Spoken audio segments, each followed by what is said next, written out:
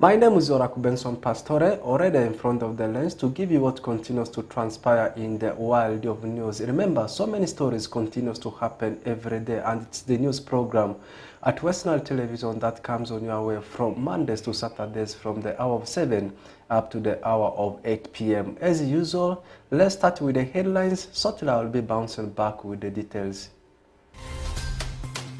Coming up in the NILECAST news headlines tonight, 205 Nebi Catholic pilgrims reached Nakasongola district.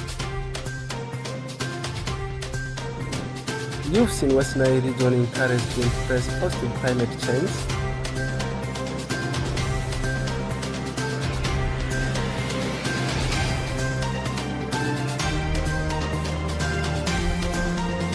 Lastly, MTN offers 10 million support for Northern Uganda Cluster Diocese ahead of Uganda Matters Day celebration.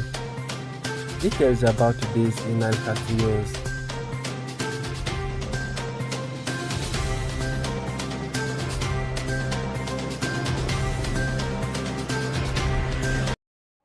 Before we dive into the details of the news, of course, today is already 21st of May and the year is 2025. That means we are only left with something of around 10 days to end this particular month of May.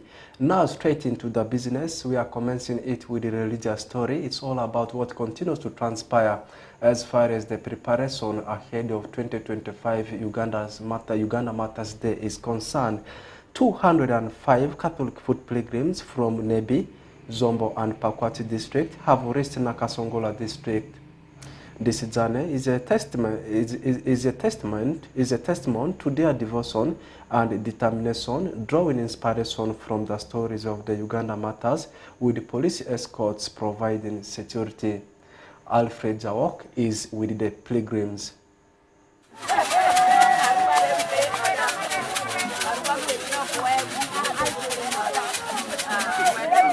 Okay, today I'm here with our brothers and sisters from Nebi Catholic Diocese. Remember, we are one from West Nile. I decided to come and cover them because we all serve the living God. The challenge that you have encountered is that you have one with a wheelchair. So you have to move it and the brake is very poor. You know, when it is not sloping, it goes very fast. And all the hand has become now, I don't know. There is a lot of blisters in that because of too much being on the wheelchair. Now, right now, we cannot take off. We are waiting for her. We wanted to do mending, but mending cannot. So the little man I had, that my bishop had given me, I cut some, gave to buy new inner tube, so that I work on the motor on her kind of a wheelchair. And then the other challenge is that we don't have water to drink. Each one is not caring for himself. The little money we are getting, I don't want to raise excitement of the members. I want to keep the money. When I assess the situation is badly, then I can keep on just giving like that. Thank you very much. I'm called Reverend Sister Caroline Pifa, Nebi Parish, and I'm from Angal. That is my home area. Sister, why have you decided to move? We started to move last Thursday and we came, but this is the third time I'm moving to Namugongo. First time was in Gulu, Kampala. Second, Kontido, Kampala. Third, now Nebi, Kampala. This time is just a thanksgiving for the Jubilee year for the whole Catholic Church. Second, I'm now 75 years old and this is Jubilee year. And I've celebrated 50 years of being a religious, and that is my joy. I'm also happy for new bishop in Nebi Catholic Diocese, and I also thank Pope Francis. He died peacefully, and now we got another Pope, Leo. So I'm moving for all humanity that people should be one under our new Pope, that is the Catholic Church. I thank God so much, and I feel, even if I'm 75 years old, I feel for my church I'm still able. And I belong to the Institute of Little Sisters of Mary Immaculate of Gulu. Thank An asia nyiga Garciela achibo. Adan magilunga John Amor. Ana woto na mgongo peko para. Atia kuda wiya kismarama bushie. Amito mungu mira sende miso. Mara megi mat ko mi pulpodo. Taracho go Mama Garciela ni chakere michaka woto peka ngomi bekanwa ngayo. peko pe awoto gira e makoma yot.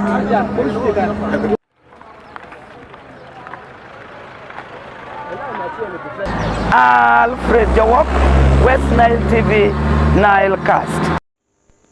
Away from that religious story, now in environmental story from Nebi, youths in West Nile region are encouraged to embrace positive climate change.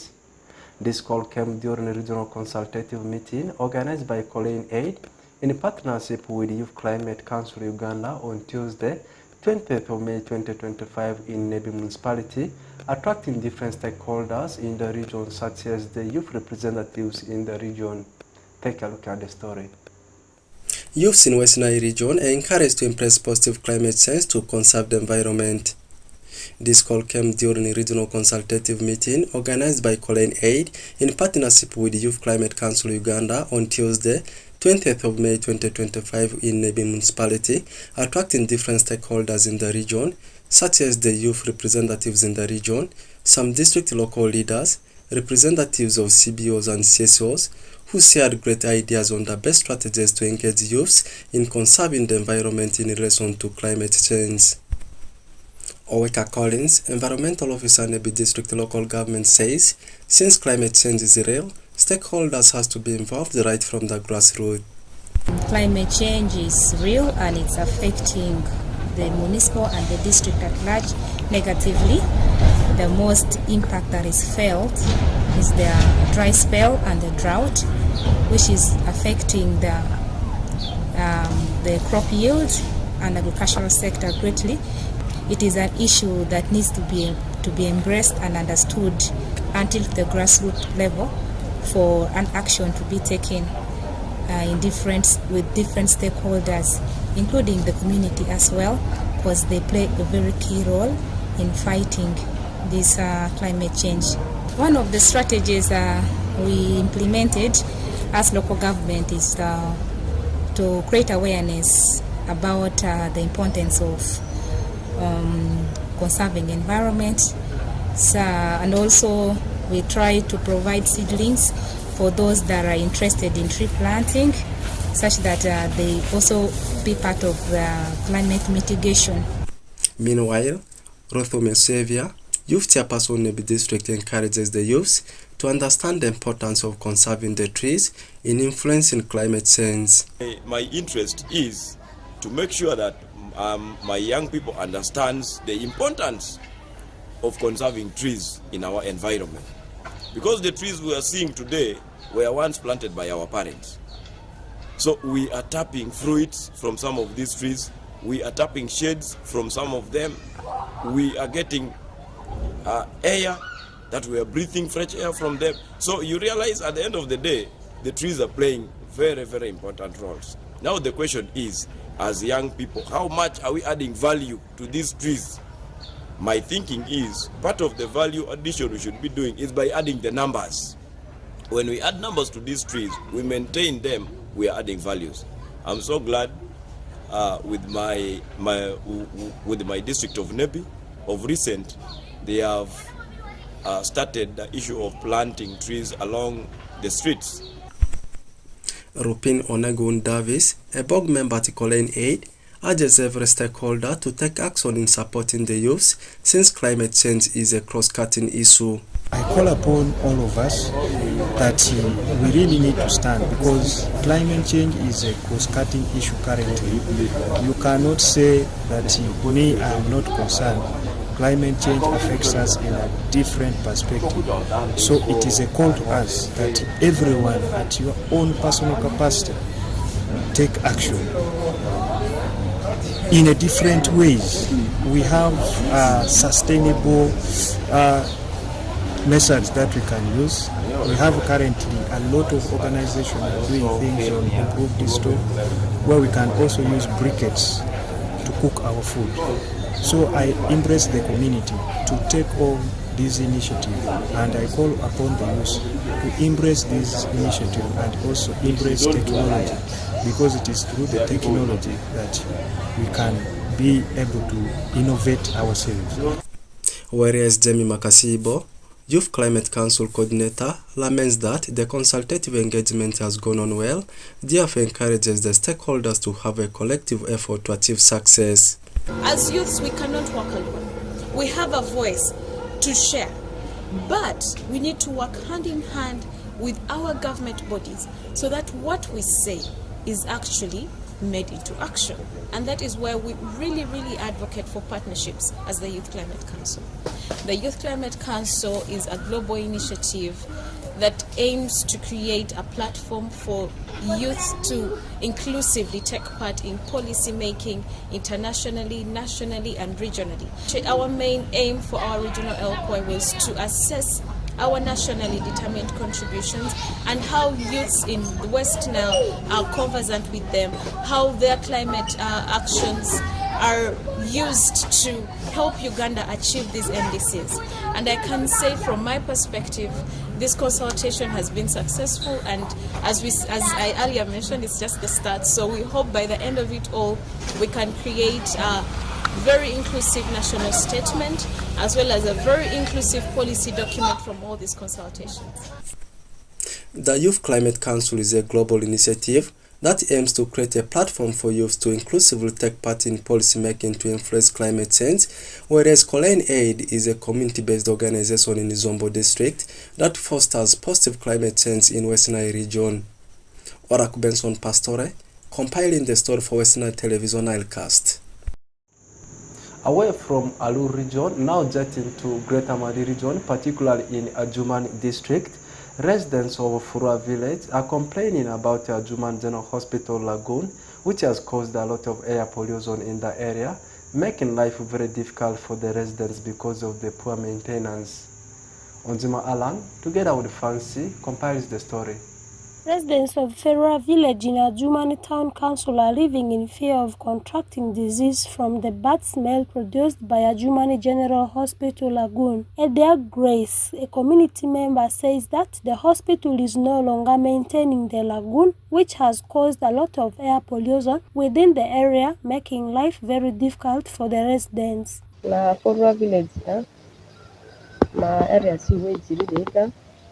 Kita manager sila zaro resi wedi ni diaro andi ngo konguda ko tozi baka kwasi ana uso kidra udusi malizi ana sare resemba aneti modo pia ekevu modo sara kingi diaro bade yakoro ta yana. Vidiga George, the LC1 chairperson Furua village, blamed the hospital management for failing to secure land for relocating the lagoon, which now flow within the community due to its poor drainage system, putting the lives of people at risk of disease contraction. Thing concerning lagoon in my village, it is the old administrators who have failed to secure land for it. Because if the lagoon is supposed to be 50 meters away from the center, 50 meters, whereby they plant a tree so that that tree can consume that bad smell. But now people have all the indigenous, which the land belongs to them, they have constructed around the lagoon, even there is no access to lagoon. Even though you bring a lorry, cannot pass. So where are we going now? How are we heading? So it needs them to require or to get a fund or to get a money to go and at least push these people away from here. Meanwhile, Anyama Saul Bob, Adjumani General Hospital, however, called the people of Furua Cell to blame the administration of the hospital since it is their fault for not working on the lagoon.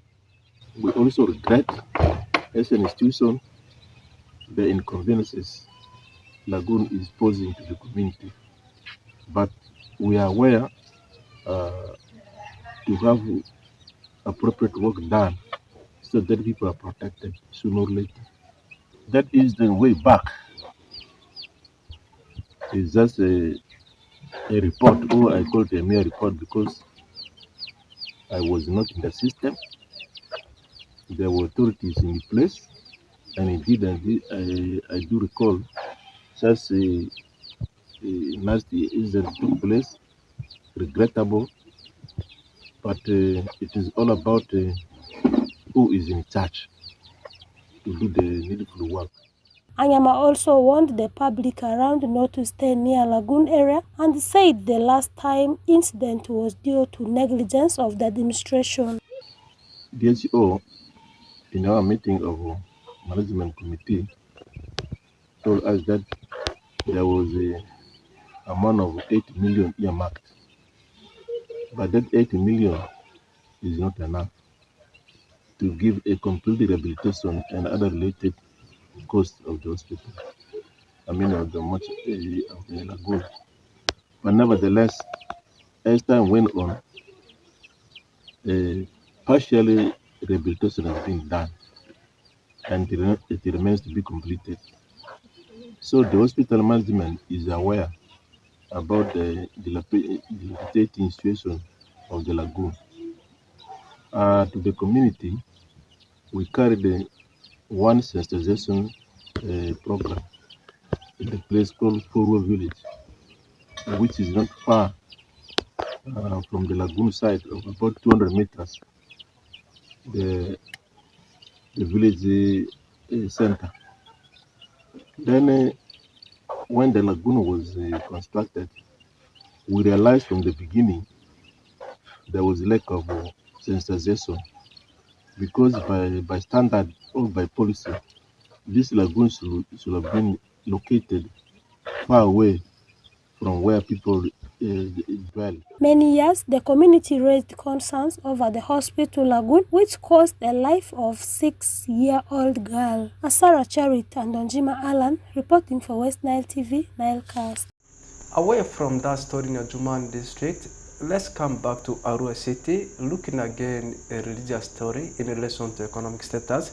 MTN Uganda has offered 10 million Ugandan selling support for Northern Uganda Cluster Diocese ahead of Uganda Matters Day celebration, which will be on 3rd of June 2025 at Namugongo.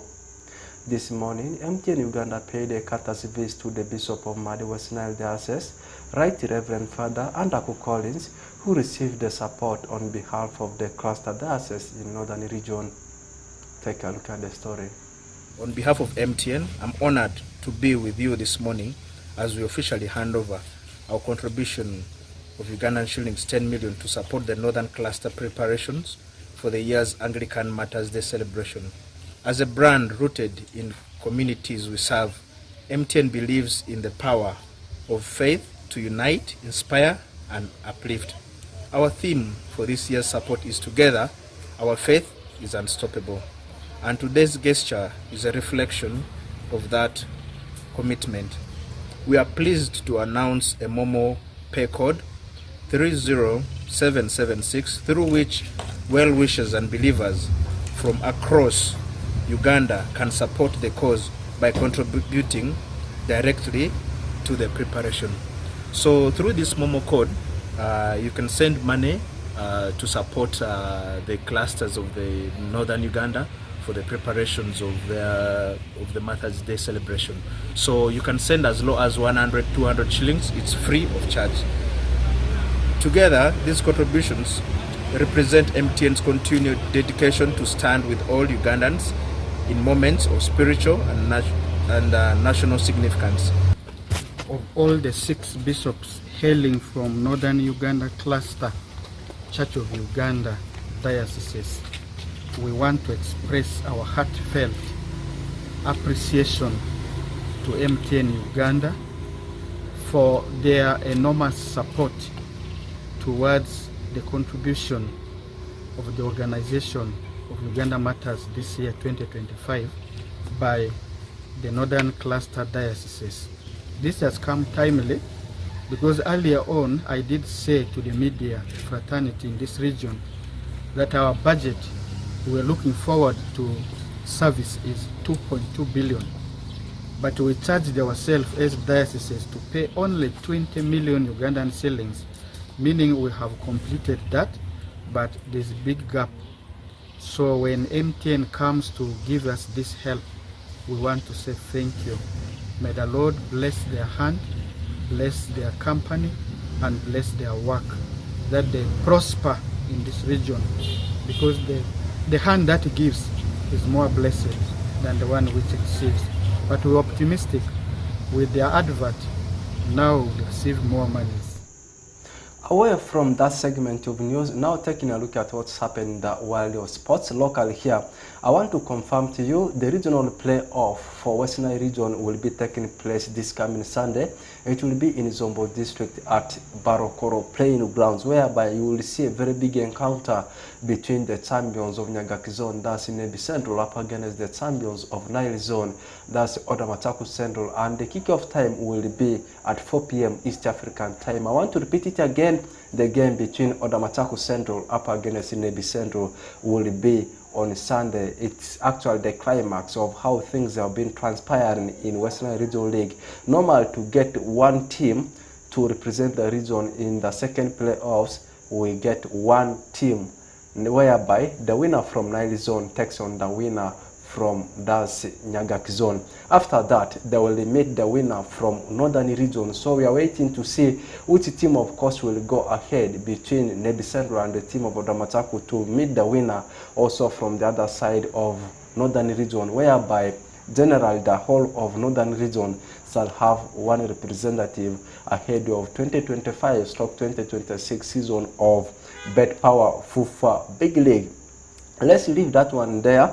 Tonight we are having a very big encounter. It will sound ironical if I don't give updates about it, whereby you will be expecting the long-awaited fixture between Manchester United and the team of Tottenham Hotspurs. English affair, or as you can say, British affair, Britain affair. It depends on how you want to call it. These two teams, right now, you look at the log of English Premier League, they are not performing very well. Spurs is actually at number 17th in the log out of the 20 teams in English Premier League, but they are safe from being relegated. Meanwhile, their opponents, Manchester United tonight, they are overlapping at number 16th, just a position ahead of Spurs. That means they are looking at tonight's final as a way for them to play come in European night, come next season. The winner in tonight's encounter will of course play in UEFA Champions League come next season. Will it be going into the hands of Manchester United? Will it be going into the hands of Spurs? Is me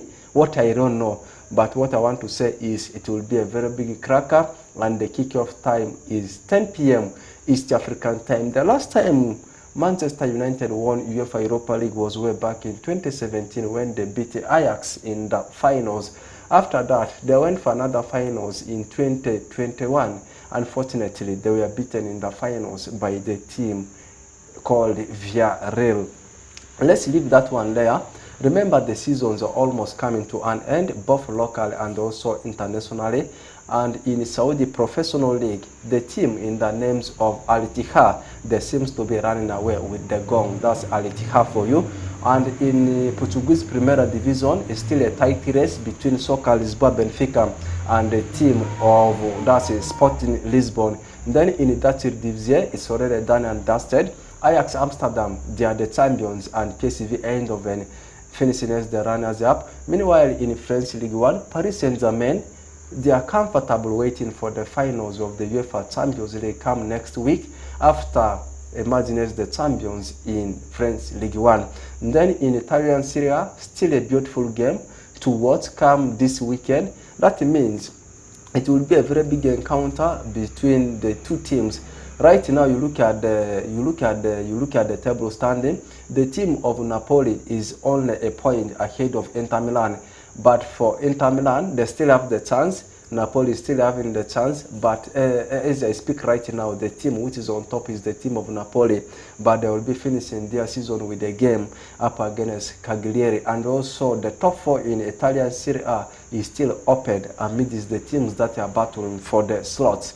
And in Spanish Primera Division, Barcelona, the trophy, the gong of the season, has gone to Catalonia, and also the Spanish Copa del Rey, they are also the winners of it. That means the domestic trophies in Spain, they have all gone to Catalonia. They were crowned as the champions after beating their arch-rivals, that's in El Clasico, Real Madrid. That means the remaining one round, they will be just honoring it for prestige. And in German Bundesliga, it's also done and dusted. The season has ended, and the champions are Bayern Munich. The team that has finished as the runners-up is Bayer Leverkusen, Eintracht Frankfurt occupying the 3rd position, and BVB occupying the 4th position is also done and dusted in German Bundesliga. These are the updates I feel I don't need to leave out. And then in Africa's favorite league, in English Premier League, it's already known, Liverpool been declared as the champions a long time ago. Manchester City won their game yesterday night against the Vitality-based club, that's the Cherries. Bournemouth, the game ended by 3-1 to keep their hopes of finishing in top 4 alive. They won the game by 3-1. Another cracking fixture was between Palace and the team of Wolves, as Palace continues with their final run of the form after beating Manchester City over the weekend in FA Cup final. They continued with the brilliant form as they thrashed yesterday night the team of Wolves by 4-2. And weekend, this coming Sunday, all the fixtures shall be played at 6 p.m. East African time. So we are waiting to see which teams, of course, will qualify for European nights come next season. Fighting for the gong is already done. It's already in the kitchen of Liverpool. Red carpet is on, as the relegation battle is already done. Teams like Southampton, Ipswich Town, Leicester City, they are already going back to championship. But now the battle remains. Who, of course, will be playing in UEFA Champions League, UEFA Europa League, and Europa Conference. With that, I should say we close the chapter there. We shall open from where we have left today.